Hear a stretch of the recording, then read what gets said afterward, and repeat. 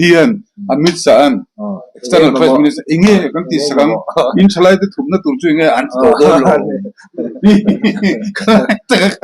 amma thil kan soi chho thei lo kha thian ina min ful dai ma hian ke ni fel wang le phu wang le lavin min en kol tu ken en kola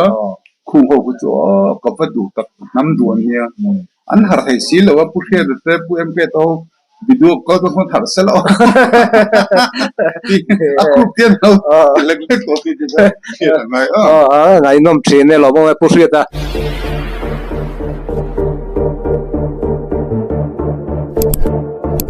an zo na pakhat hetia hanin kom rem chan ta ka chon kan zo du lo ka chu chu leilung upat dan le upat lo dan lai te hi pu khe te in soi fia ti lok te kan ram la no pang kan ram leilung la no pang an ni chuan ram leilung upat to ti lai te hi nang ma nge mi han soi fia sak zoram hi tar seri h tia kumak ta duai somnga borvel anga bapetan te ta seri chon h than on tani myosin plyosin develop ta myosin kan ni ta chu mizoram upazong kumak ta duai somni borvel an ngai ni chu jeng ting nge ni a khasika siram aba upabik ve teni chu ka soi dong khat pin noi tanga vor chu kan ni la rei lo ni khasi dum vor chuk mani chu now nu in khakwa pa ya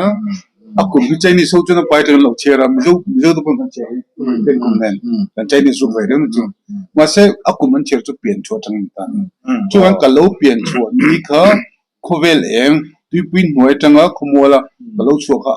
ala rei lo e ma kumak ta doi som ni borvel chon ya iso krista tang kum sang ni doi sang ni bai sang ni mo sang ni sing iso pen le tin ka bai sing ge chu no pang kan ti chu wangin kan se chu bihar te chu india plate kan se kha india plate he ta aron tho chau khan tiamen khomola kan lom lo maharashtra te Indian hills and chi te south indian nom va to mase geni jo ron thok chop pu pa mun dona tang khan chon chaina plate asidon khan he ta khochak lampang kil ho ka chu an to an no kan lam kan tang ve ni chu an no sek ka chu subduction te ten noi lu de kan ve la ta ni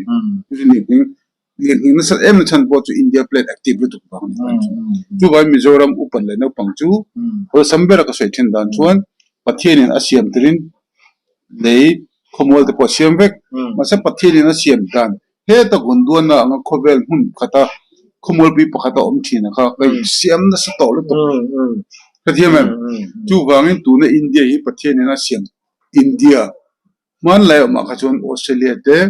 map and ula wall map and ula tin anor khom vek tai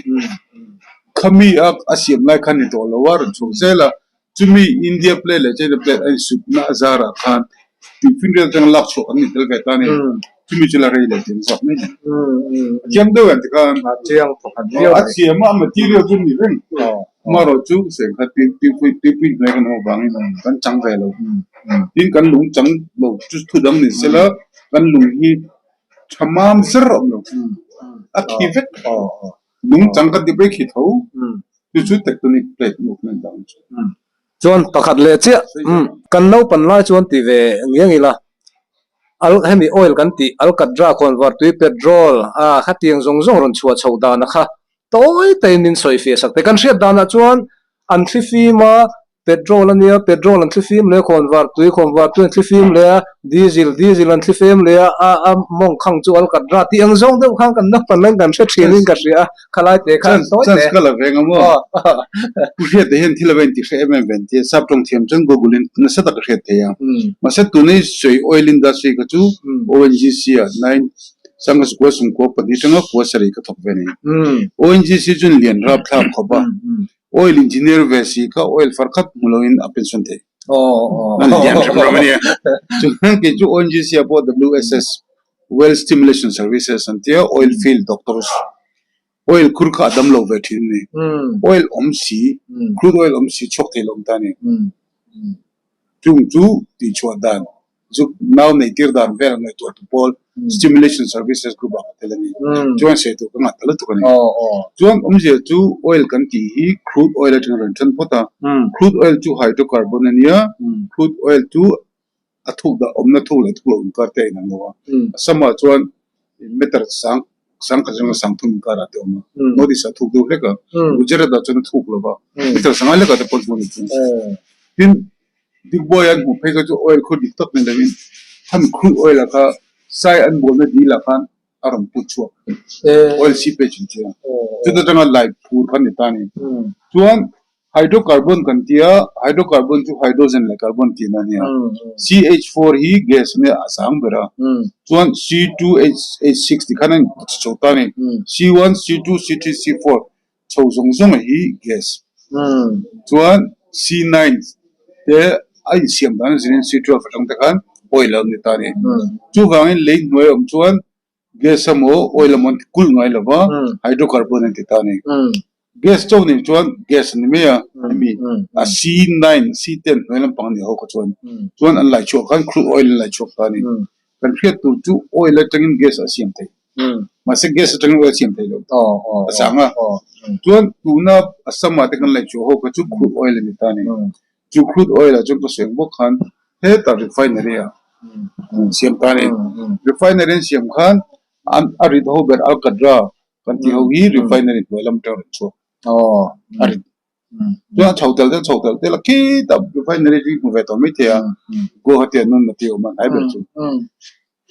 ta chang ki ta top sam bela chang gas al lep gas al lep le al ka ding kara khan petrol te diesel te sambar khan siam ta ni a fraction sang thang khan an dem tu mi tu alo chho da ni ya